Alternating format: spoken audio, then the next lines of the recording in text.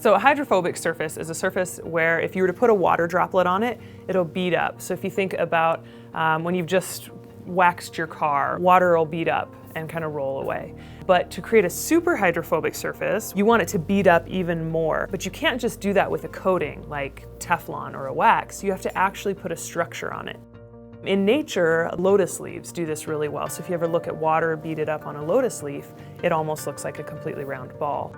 So what we do in the lab is similar to what we observe on the lotus leaf. We have these structures and we have water sitting on top of them. Super hydrophobic surfaces can be created in a multitude of different ways. Here in our lab, we create rib and cavity structures, or we create post structures. The water sits on top of it like a ball, but in addition to that, I have this air cavity in between. What we're seeing is a drop of water falling onto one of these surfaces. As it falls, you can see it starts to spread out, as you expect a drop to, but then it starts coming back together again. And you can see that it comes back up off the surface altogether.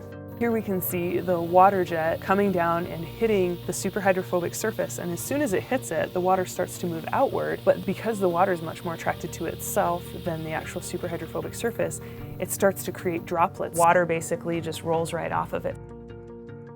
Recently, there have been different products that advertise that they super repel water and you can spray it on your boots and the mud will just roll right away. So the idea of those is they're generally some sort of spray coating.